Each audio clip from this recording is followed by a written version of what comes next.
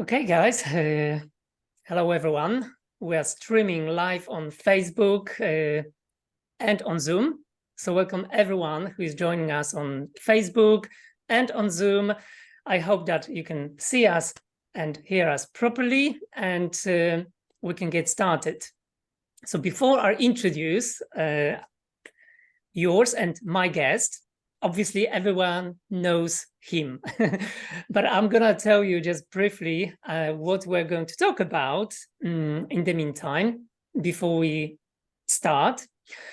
So as you can see, my special guest today is Gediminas Grinevicius. So Gediminas is a pearl orchid in FM. So he joined FM some time ago. I'm going to ask him briefly to tell us about his journey. But here's just a brief description of what we are going to discuss today.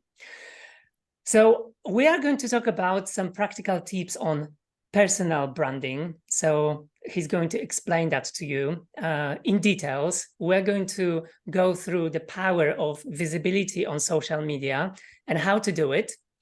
A little bit about the public speaking. There will be some tips and tricks what to do when you have to speak publicly online and offline. We are going to discuss some do's and don'ts about mastering your online conversations.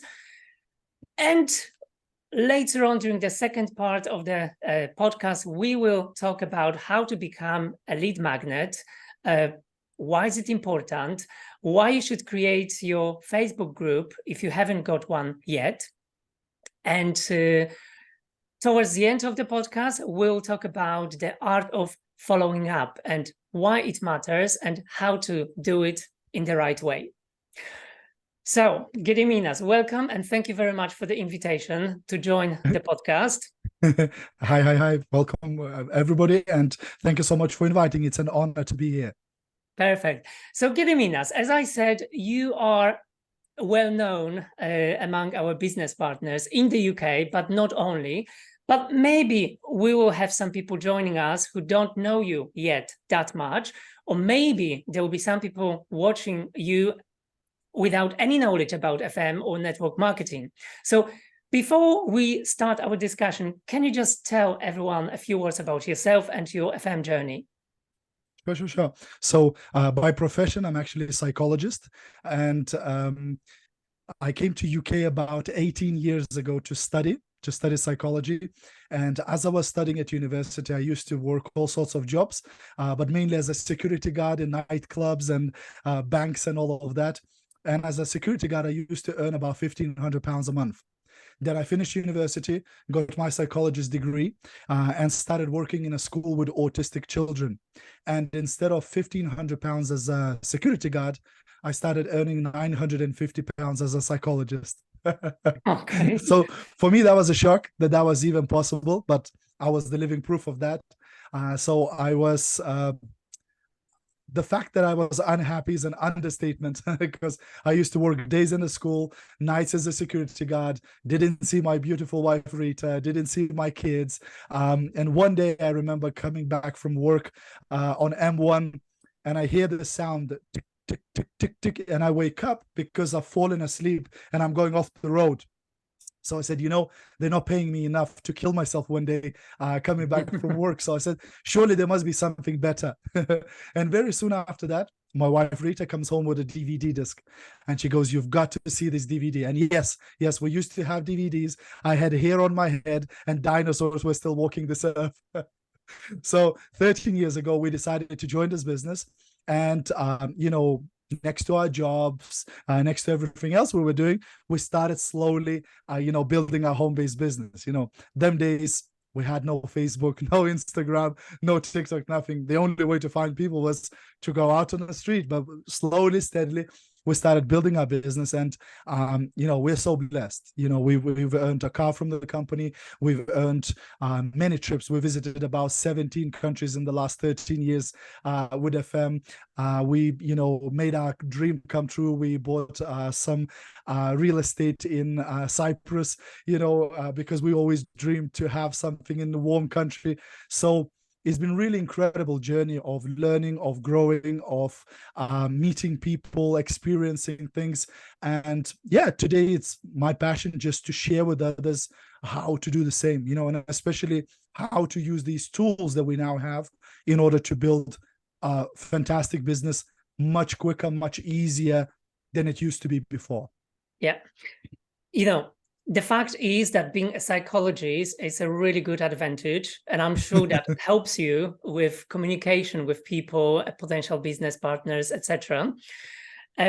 So let's focus, Gediminas, first on the practical tips on personal branding, because personal branding, in my opinion, is a critical aspect of building reputation, landing promotions, and also achieving various business goals. So what is personal branding and why does it matter? Yeah, absolutely. Like when first social media came out on the scene, like Facebook, then later Instagram, then all the other platforms, it was sort of an optional thing. Like, if you want to use this thing called social media, you can, but we've been building this business for 50 years, doing home parties and hotel presentations and all of that. Today, I think it's impossible to build a huge business without social media. It became vital, and when it became vital, at the beginning, it was like Wild West. Yeah. Everybody did whatever they wanted and just crazy spamming people, crazy claims about products and income and all of that, and it was okay. But like Gary Vaynerchuk says, marketers ruin everything. And Yeah. after some time, very quickly it became separated, those who are pros, who are doing it properly, and those who stayed with all sort of strategies, just spamming and just doing nonsense on social media, etc. And those people who became pros, who took their businesses to the next level on social media, very often started focusing on building that personal brand. So in a nutshell, it's just, how are you known to people, and how are you positioning yourself? That's your personal brand, really, but there's so much more to it. It's the way that people see you. It's the value that you give to the market. It's the people that you attract to your social media by the person that you are and the things that you share.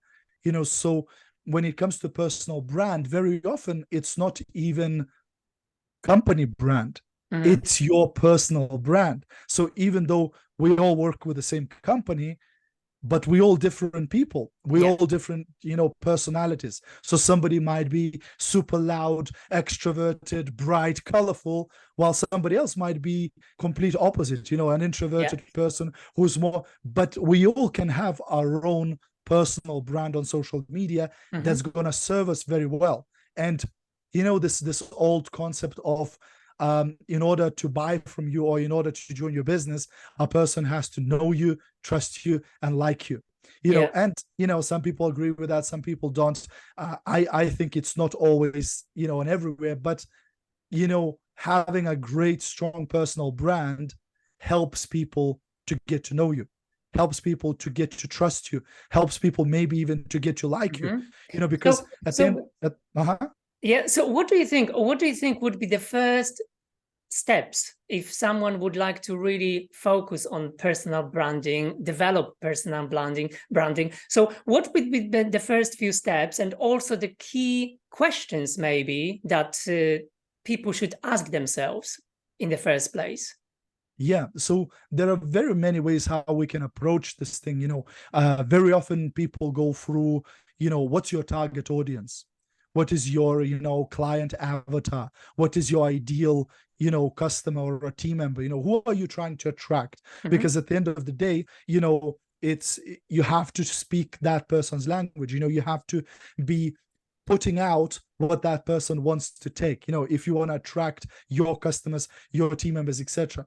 Another side of it is, what do you like to talk about?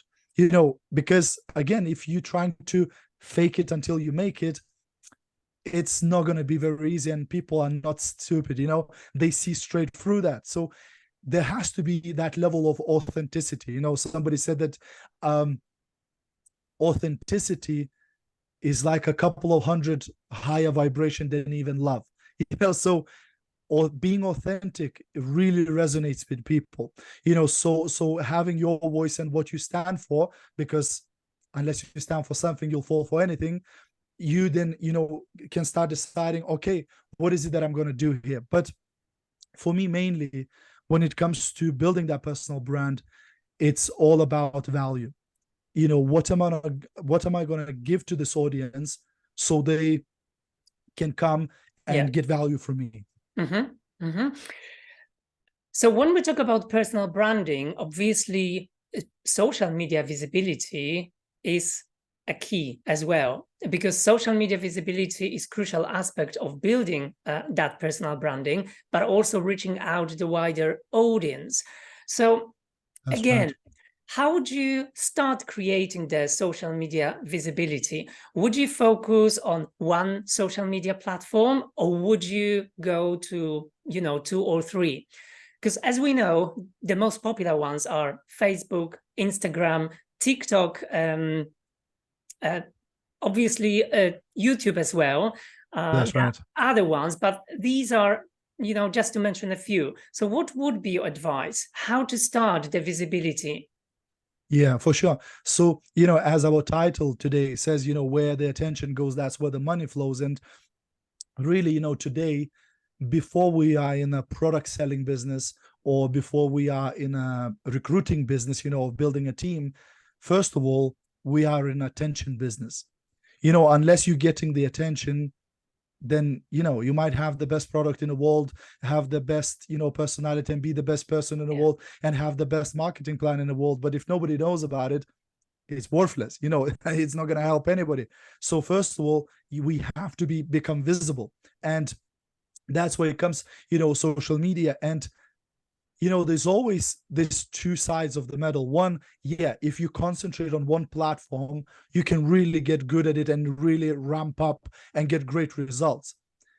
However, most people who are super successful on social media, they are multi-platform people. That means they're using different platforms. And if you work smart, not just hard, you can really get more mileage out of the work you do. So let's say, like, we're doing this Facebook Live right now, and there's going to be a recording. Now, once we finish this Facebook Live, we can very easily save this recording and pop it onto Instagram, and pop it onto TikTok, and pop it onto YouTube. So now, instead of this video living just on Facebook, where it's going to live for a couple of days and then it's going to get pushed down and nobody's ever going to see it again, now we can put that video on different platforms and get more views, get more use out of that content. And I'm glad you mentioned YouTube, because YouTube is slightly different than all the social media platforms, because it's more like a search engine. So content that we put there is evergreen. Once you put a video on YouTube, people might see it a year from now, 5 years from now, 10 years from now, which is not typical for social media. Once it's gone, sort of, So I would recommend to start perhaps with one platform and get into the routine of creating content. But then I would recommend to spread across platforms, because a lot of the work you do can be easily reused somewhere else. If you shot a 1-minute video to put on your Facebook reel, you can, couple of seconds, it was going to take another couple of seconds to pop it onto TikTok, onto Instagram Reels and YouTube Shorts. You already did the hardest part, actually making that 1-minute video. So to put it on other platforms, it's so easy and quick that I would recommend to be on other platforms. And also, it's kind of insurance for your business, because even though it's amazing to have the social media and the fact that Facebook or Meta let us use it for free, however, it doesn't belong to you. And things happen. I've seen in many years that I've been on social media, how people lose this Facebook profiles, how they lose their YouTube channels, and so on. So there's always a chance of losing it. And if all of your business is only on one platform and you get shut down, it's game over. You have to start from scratch. But if you're on a couple of platforms, one goes down, you still got other platforms that you can work on and still give the content to your fans. So let's stop here at the content. what sort of content would you recommend from your experience? What type of content works best? Because obviously you can promote FM business through, let's say, writing a blog. If you're not happy to be visible physically, record the videos or photos of yourself. That's right. You can also maybe prepare some engaging posts, right? About yourself, about the products that you use and would like to recommend. And obviously you've got some videos, but also you may have a podcast, not video podcast, but a normal podcast. So Yeah. there are different ways, different ideas for content. So from your experience, what works best? That's right. That's right. So there are so many different ways to make content, and actually even to what I like to call recycle content, because once you made a video, you can make that video into audio, and have it as an audio podcast. You can also chop it up into small pieces and have it as stories or reels. You can also write down what you said in that video, and that will become a text post or a blog article. So definitely there's so many ways how we can make the content, but we always have to look at what's trending, what's the most popular. So right now, as of today when we're speaking, I think the most effective way of making content right now is micro content. It's the short videos, so we're talking reels, we're talking TikToks, we're talking stories. That's very easy to consume, for a viewer, because it does, it's not going to be 45 minutes like this live, right? It's a minute, right? So it's very quick to watch. It's very easy to make, because for a live like this, you have to prepare, you have to generate a lot of ideas. A minute video is just a quote, it's just an idea, it's just a thought or whatever. So it's very easy, and it's the different algorithm that works there.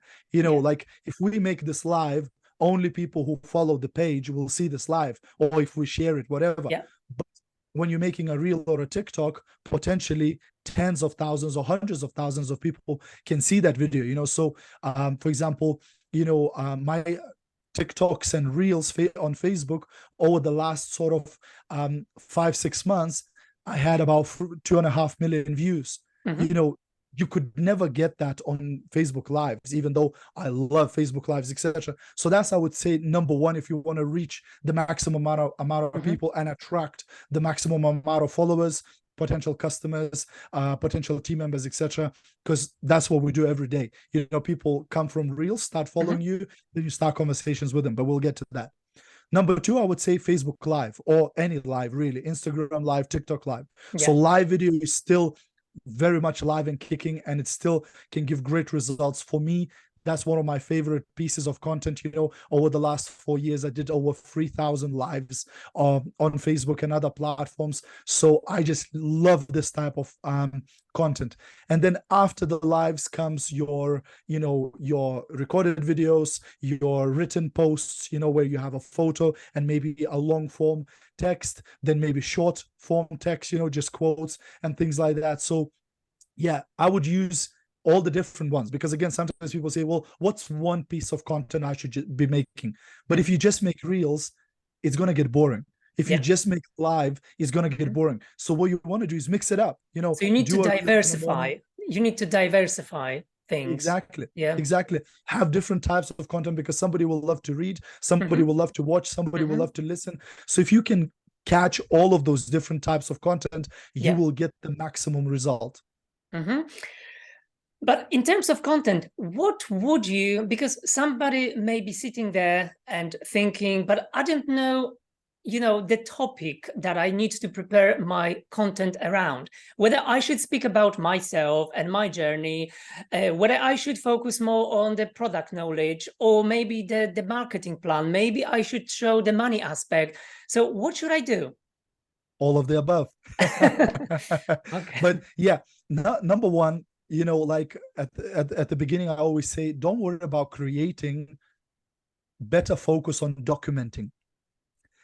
Document what you're already doing. You're going for a walk with a dog, make a story. You placing an order, make a photo of that. You're having a chat with a potential customer, or you just recruited a new team member, share about that. So document your story, show what you're doing already. Like, you're watching this training right now, guys. This could be a story, hey, just watching a training, right? Oh, learning how to make my social media into money generating machine and my phone into a cash point. Like, you can document a lot of what you're doing already, and that's already going to be a lot of content, right? And before you start saying, oh, but nobody's going to be interested in my life is boring, Gediminas, nobody's going to care. Hey, person who's planning to buy from you, they will care. A person who's planning to join your team, they will care. So for them, it will be interesting to know, okay, who is this person, right? And that's why, again, we're not going to go too much into that, but that's why I recommend to start with your personal profile, because your personal profile is where people know you, is where people can get an idea of what sort of person you are, because there they see your family, they see your hobbies, they see your free time, etc. Because if it's just product, or business, it will get tiring. It will get boring. It will become like an eBay, or Amazon, your social media feed. So you want to make sure you still remain a person, right? So first of all, just document what's already happening in your life. Number two, and probably the most important, in my view, what works the best long-term is educate and sell. What do I mean by that? If I just come on my social media and go, hey guys, I sell these cups. Who wants to buy a cup? It's amazing cup. Hey, buy one, get one. It's really great cup. It has vitamin A and vitamin B, and nobody cares about that. It's straight away, it causes what we call salesman alarm. It's the same thing when you go to a department store and an assistant comes and goes, can I help you? What do you say? No, I'm just looking, right? Get away from me. Don't try to sell me anything, right? And 5 minutes later, this is quite funny, because as soon as people start feeling that you're trying to sell something to them, they withdraw. Exactly. So that's what we need to eliminate, that salesman alarm. So they say, how do you do that? So the best advertisement is an advertisement that doesn't look like an advertisement, right? So that's why for me, my favorite content is Facebook Live. And instead of, like, let's say I have a slimming product, right? Yeah. Instead of going, hey guys, have a look, I have an amazing slimming product, who wants to buy my slimming product? Instead, I would go live and I would share 10 tips how to lose weight faster. Now, some of you might go, oh, Gediminas, where am I going to get those 10 tips now? I'm going to give you a great website where you can find a lot of tips like that, like how to lose weight, how to have beautiful hair, how to have amazing skin. Make sure, guys, you write down this website. Is really amazing. It's GOOGLE. You've heard of that one? Yeah, that's right. Google, right? Just go on Google and type in tips for slimming, tips for hair care, tips for skin care, and you'll find loads of tips, right? So instead, I would do a live and go, hey guys, in this video, I'm going to share with you 5 tips how you can lose weight quicker. Tip number 1, tip number 2, and once I get to the end of it, I'll go, and by the way, I've got this incredible product that's helped thousands of people lose weight even quicker. If you want to know more about it, drop me a message or click the link in my bio or whatever, right? Now, this achieves a couple of things. Number 1, it doesn't look like an advertisement. It looks like a genuine, useful content, right?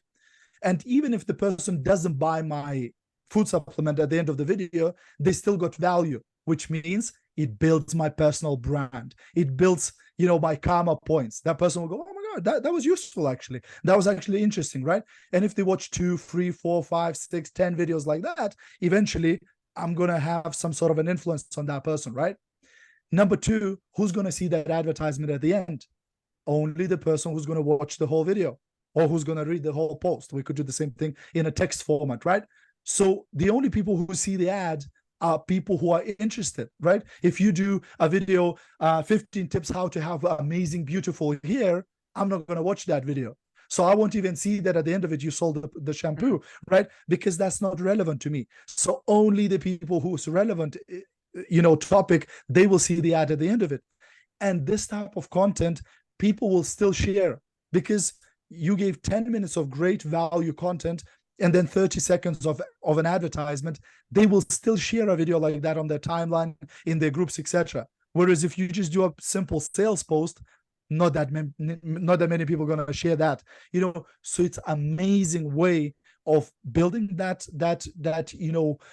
value relationship, showing to the people that, hey, like, I'm giving you anyway, I'm going to give you some good stuff anyway, regardless whether you guys are going to buy from me or not. And it's psychology. When somebody gives you something, you're a lot more likely to give back. So when you give useful information, valuable tips, eventually people want to give back to you and either become your customer or recommend you or support you, etc. Yeah. Okay. But some people may be thinking, because you mentioned that the best is to record short videos, use reels and stories. Obviously, that's video content. And I really agree 100% that this is one of the best ways to reach potential audience, right? And That's increase riches as well. But there may be some people who are a little bit shy, unsure about, how to record such short videos. As soon as they turn on the recording button, they start, behaving a little bit artificial, weird. All of a sudden, they got blank and they don't know what to talk about. So what would be your suggestions, what they can do, because everyone can learn that, right? So what people can do in order to go live, be themselves, and remember what they want to say? That's right. So first thing to understand is that your first videos will be crap. And it's okay. You're practicing, right? You're getting good at it. If you saw my videos, the first videos I made 13 years ago, you would be rolling on the floor, holding your stomach and laughing, like with tears in your eyes, because it was horrible. It was ridiculous, right? But you always have to start somewhere, and the good thing about it is that nobody's going to watch you at the beginning.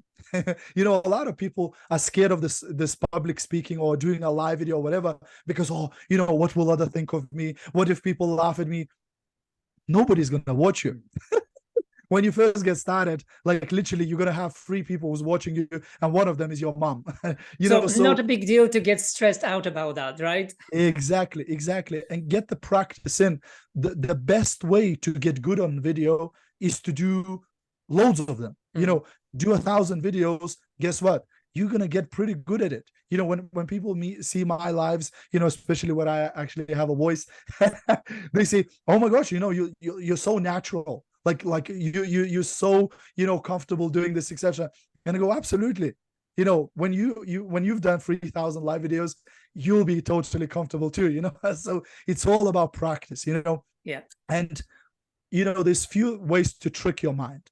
One way is just imagine you have a job and you're being paid for that. Imagine you had a job where they pay you, I don't know, 20, 30 pounds an hour, and your job is to sit in front of a phone or in front of a computer camera and just record videos all day long. You do that, because that's your job. Otherwise you get fired, So even though you can't get fired from network marketing, treat it as such. Like, it's my job. It doesn't matter whether I want to do it or not, whether I'm scared of it or I love it. It's just my job. If I want to get better results, I just got to do it. Because sometimes people say, well, do I have to, Gediminas? Do I have to do those videos? Do I have to show my face? Well, of course you don't have to. It's the same question. If you have a lawn, do you have to use a lawnmower? Of course not. You can use scissors if you want. But it's darn more effective to use a lawnmower. It's a lot quicker and more productive. So same on social media. Now, if you're on social media and you're not using the one type of content that is the most effective, which is video, then you're just leaving money on the table. Then you're just not getting the full advantage of it. So get good at that. Number 2, why are you being so selfish? If you're scared of showing yourself on camera and doing videos, etc., that means you're thinking about yourself. Like, oh, how will I look? What will others think? Or what if they laugh at me? Stop thinking about yourself and think about all the people that you could be helping.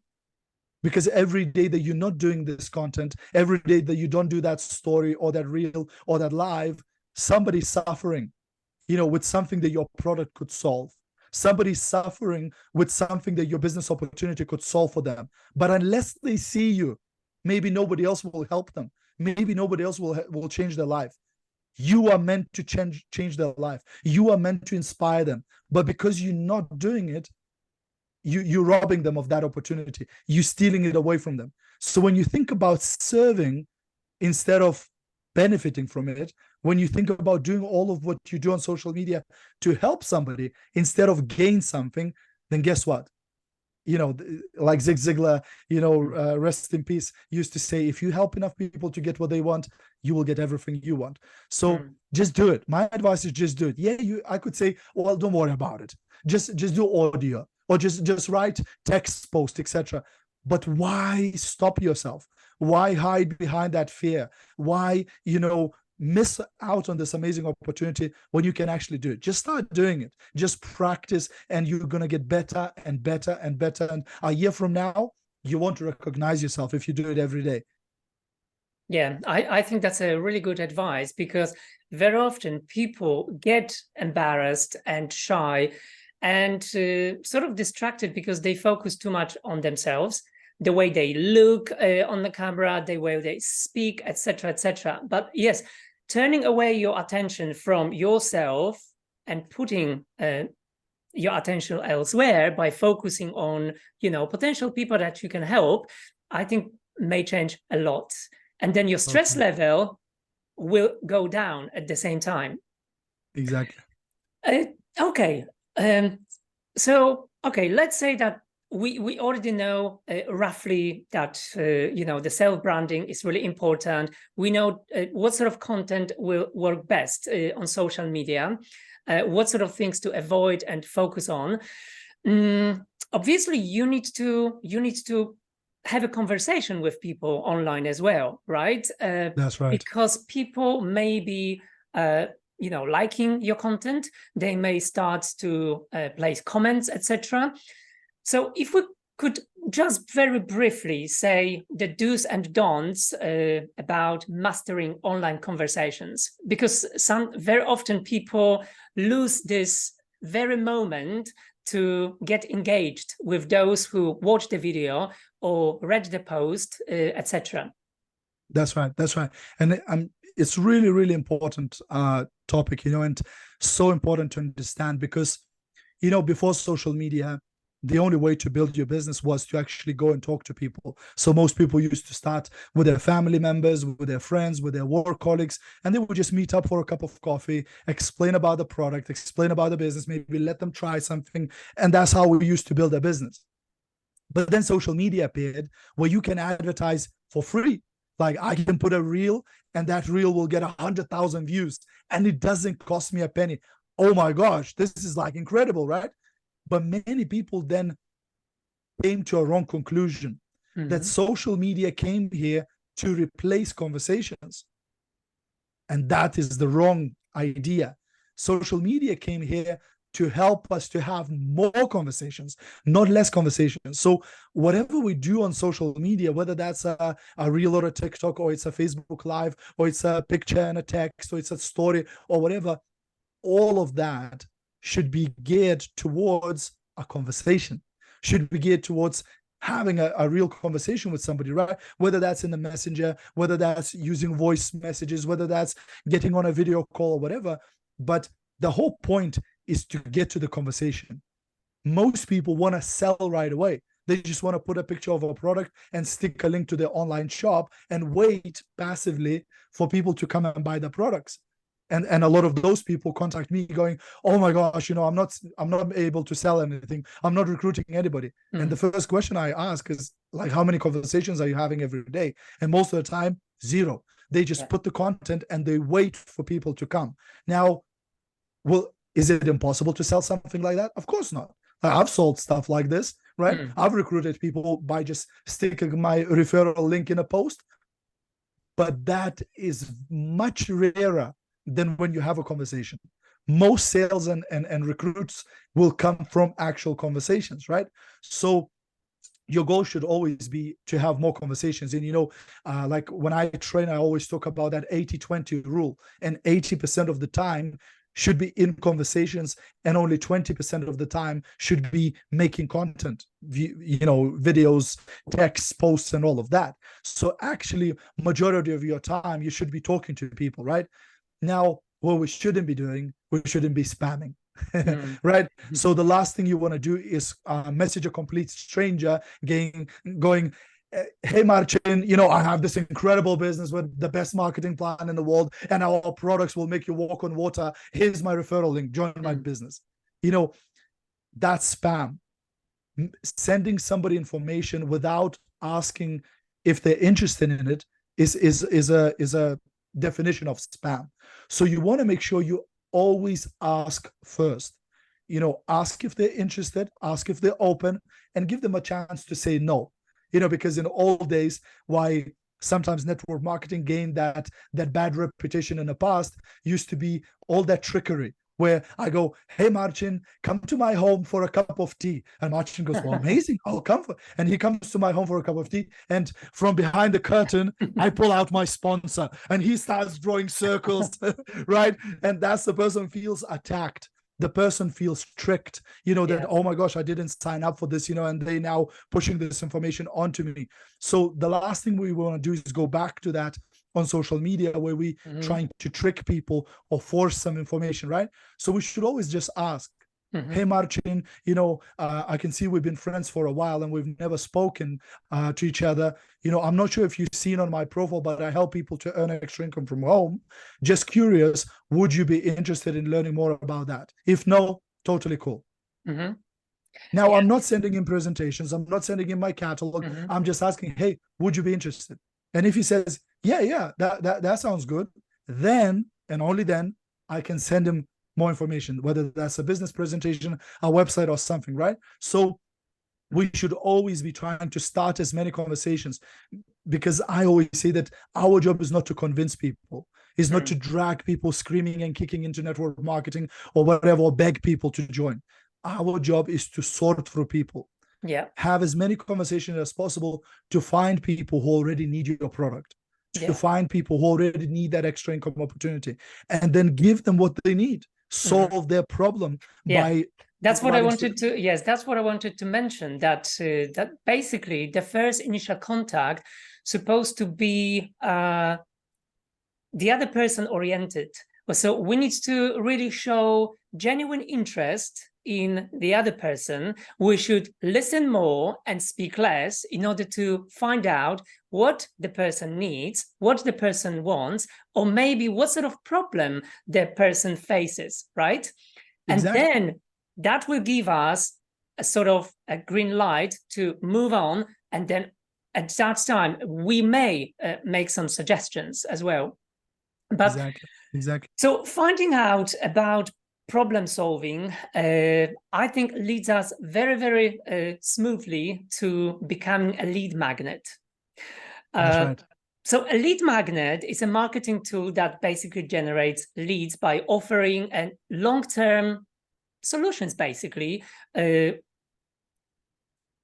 So how would you define a lead magnet, and what would you suggest as a lead magnet idea or example? Yeah, totally. So, you know, internet marketers been using this since the internet appeared. You know, lead magnet is something that we give somebody for free in exchange for them doing what you want them to do. So you might say, well, won't those people want to do what I asked them to do anyway? Like if I ask them to message me, won't they want to message me anyway? If I ask them to go to my group, won't they do that anyway? Well, not always, right? We all sort of look for benefit for ourselves, right? And that's why they say, always think in a way that your potential customer or business partner says, what's in it for me? You know, what's in it for me? So, you know, a lead magnet is something that we usually would give for free in exchange for them doing something that we want. So for example, you know, we spoke earlier on about those tips, right? So let's say I have a product that makes your skin beautiful, makes you look 20 years younger, gets rid of your wrinkles and all of that, right? So I could go online and I could collect 20, 30, 40 tips for skincare, how to have a beautiful skin. And I could put all of those tips on a text document, you know, Microsoft Office Word or Pages or whatever, or notes on your phone, right? Stick all of them on it, right? What you just did, you just created a free ebook. I know it sounds complicated, but that's your free ebook with 30 tips about how to have beautiful skin. So now I can make a post, or I can make a story, or I can make a video, and at the end of that video I can say, hey, and by the way, if you'd like to get my free ebook on 27 ways how you can lose weight faster, drop me a message. Now a person is more likely to do that action because there's something in it for them. Now they want to get something from me, right? Or I could do the same thing in a video format. I could just take my phone out and I could record a 5, 10, 15-minute video giving, again, some tips. And I could say, if you'd like to get my free seminar on 27 ways how to have beautiful hair, join my group, because it's in my group. Now that encourages people to go to my group or whatever, right? So you can use the lead magnet to get emails and start an email newsletter. You could use lead magnet to get people messaging you. You could use the lead magnet to get people to go to your private Facebook group for your customers or whatever, right? So again, it's just a piece of information that you give away for free that people go to and do something to get it from you. That's a lead magnet, really. Yeah. Yes. So, and obviously there are hundreds of different ways that you can use a form of a lead magnet to your advantage, and everyone can choose whatever they want. As you mentioned, it could be a live streaming, it could be a webinar, it could be a small ebook with some tips and tricks, anything valuable that potentially can solve a person's problem, right? Exactly. You mentioned also a Facebook group, and Facebook group is another great tool that not many people use because they think that, okay, I've got my own profile and that's sufficient. So why would you recommend someone set up a Facebook group, and what are the advantages and benefits of having a Facebook group in addition to your profile? Yeah. So, on Facebook, we have different kind of tools, and all of them are valuable, your profile, the groups, and the business pages. I always recommend to start working on your personal profile because that's the low-hanging fruit. That's where you're going to get most sales at the beginning. You're going to get most views, etc. However, when you get a group, it helps you to what we call segment your audience. On your personal profile is going to be all of your friends, and not all of them are interested in business. Not all of them are interested in beauty, healthcare, or whatever. But if you create a group, let's say beauty queens, right? And in that group, you're talking all about hair and beauty and makeup and skincare, etc. Now you've segmented that audience, and in that group, you can be inviting people who are only interested in that topic. So what you're doing, in essence, you're creating a community. You're creating a community and that sense of belonging, that, oh, I belong to that group. That's why when you call your group, I always like to call a group that will give identity to the group members. Instead of just calling Gediminas Beauty Products, I'd rather call that group Beauty Queens or Health Maniacs or whatever, right? So that people who are in that group, they feel like, oh yeah, I'm part of this community, I'm part of this movement, and group can be amazing, where you can be more aggressive when you sell, when you promote, because that's already an audience that's interested in that topic, right? So you can be showing more like special offers and sell more products, but at the same time you can still give a lot of value and do your lives. Again, if you're scared to do a live on your public profile, do it in your group.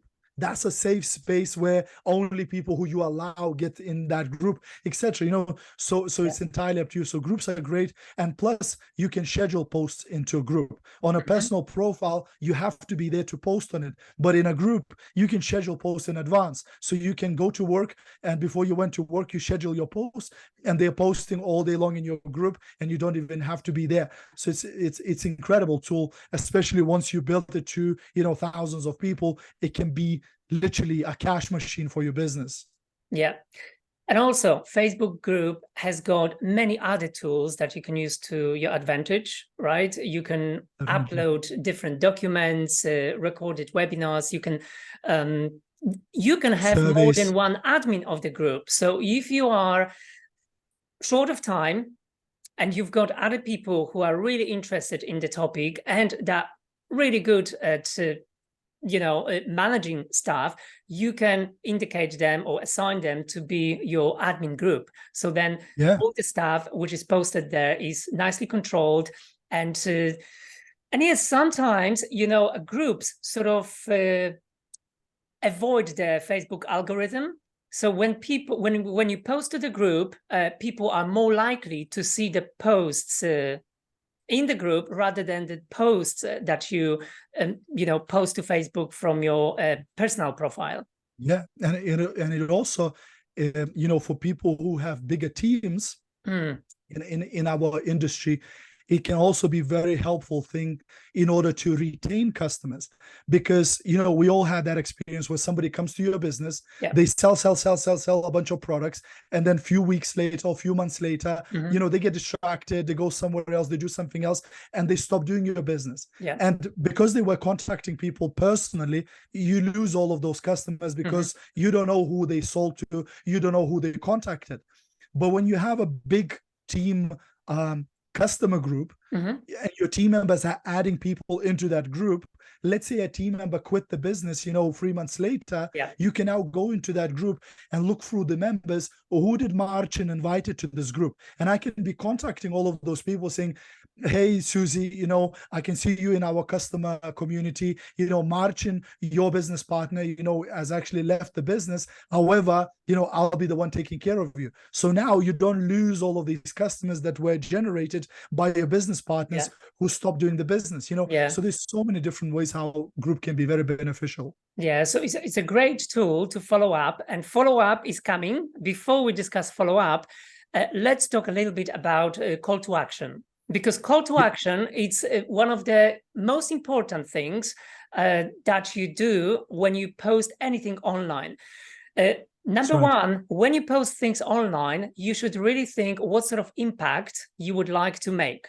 Whether you want to create engagement, whether you want to create your personal brand awareness, or whether you want to educate people about a particular thing. So what sort of call to actions, Gediminas, would you advise people to use, and what sort of call to actions do you use yourself? How do you do that? How do you proceed with call to action? Yeah. So when it comes to video or to text, we always say that there's three most important parts: hook, story, offer. So hook is something that hooks person in. If it's a video, that's the first few seconds of a video. If it's a text, that's the first line of text. People don't buy magazines and newspapers because of amazing articles inside. They buy it because of the headlines. So you want to make sure you put a good headline, good title, because that's the hook. That's going to hook your viewer, your audience, to actually watch your video or to read the post. Then the story is basically the meat of the post, of the video, where you talk about what you want to talk. And then at the end of it is the call to action. And call to action really is just an instruction. You give a clear instruction what you want the person to do. Now, again, you may say, well, won't people figure out by themselves to message me? Won't they know to click on the link in my profile? Well, not necessarily, right? And not all the time. So when you actually give a clear instruction, it's been tested and proven that more people will do. So a very simple call to action at the end of the post or a video could be, hey, if you got value from this video, I would really, really appreciate if you shared it. That's a simple call to action, right? And guys, if you're watching this, please share it, right? Right? But a more direct call to action could be, if at the end of the video, if I told you about this amazing product that I have, I could say, hey, and if you'd like to know more about this product, drop me a message. Hey, if you'd like to know more about this, comment info below. Hey, if you'd like to get more information, press on the link in the description of this video. So a call to action is basically an instruction for a person what to do next. And it's been proven that more people will do what you want them to do if you tell them what to do. Even when you tell them to message you, if you tell them what to message, like message me bingo, instead of just saying message me perfume, there will be more people messaging you because you told them what to message, right? I know it sounds crazy, but it's been tested and it's proven to work.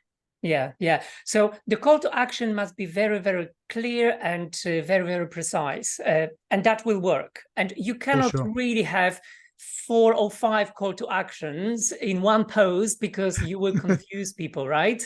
And So you need confused to mind. decide what you really want, focus on one call to action, and then proceed. And also, I think it's a good idea just to test, right, different call to actions and see which one will work best for you. Yes, yes, absolutely. And that's so right that it should be just one call to action, because confused mind always says no. So you don't want to confuse your audience or give them too many choices. Just give one, and absolutely test it. You know, do 100 videos this way and do 100 videos that way. See what works better. You know, do 100 messages this way, 100 messages that way. You know, on in the advertising world, they call it A/B testing. You know, where you test this image against that, that headline against that, and you figure out what works the best. But on a more simpler version, just look at what your audience reacts to. You know, if you put a post and it stinks and nothing happens and people don't like it, scratch that. If you put a post and everybody's commenting and liking it, hey, make a note of that. Use more of this, you know, and over time, you'll figure out what your audience loves and what they want you to do. Yeah. So, yes. So it's very important to adapt and adjust to the audience, right? And see which content is more popular, which content is less popular, and focus on the content and the posts which are the most popular ones. Don't try to make those ones that are not really popular. Just focus on the good content. They say, you know, think like a fish, not like a fisherman. You are a fisherman and you're looking for fish, but you need to think like a fish. What does the fish want? What bait will attract this fish? You know, what will they grab onto? You know, instead of just talking about what you want to talk about what's interesting for them. Talk about what would your customer look for, and that will attract, you know, what you want to attract. Yeah. Okay, so the last part that we've got, Gediminas, is obviously follow up. I left it towards the end of the podcast. So following up is an essential part of doing business, any kind of business. It helps to build and maintain relationships, right? Also address different kinds of issues and generate revenue. So we mentioned Facebook groups as a tool in order to follow up. So could you give other examples of tools, for instance, or methods that you use in order to follow up, but also very important, how often should follow up be done? Absolutely. Because you don't want to do it not often enough, but also you don't want to overdo it. That's right. That's right. And, you know, in our industry, they say fortune is in the follow-up, you know, because, you know, they've done different tests where up to 97% of people buy on a second or further contact, not on the first. Like only about 3% of people make a decision on the first message or on the first contact, you know. So, you know, if you have that attitude that, hey, I've offered, if they didn't take it, you know, I'm not going to talk to them anymore, then you're going to leave a lot of business on the table. You know, you're going to leave a lot of money on the table. So fortune is so important, you know, because it's easier for that person to forget about you than for you to forget about them. Because for you, it's your business. For them, it's just another offer, you know, and they get bombarded by offers, right? So one thing, you know, I recommend always, once you send somebody the information, let's say you send them a business opportunity presentation, or you send them info about your products, whether that's a catalog or whatever, I recommend a simple system called 137, which means basically you give a person 3 chances. So you contact them after 1 day. That's the first one, right? So after 1 day, you contact them and just go, hey, Marcin, did you have a chance to take a look at the information I sent you, right? If they don't respond to you, which is normal, it will happen. Then the second contact is 3 days later, right? So 137. So after 3 days, you contact them again and say, hey, Marcin, just wanted to check, do you have any more questions about earning extra income from home?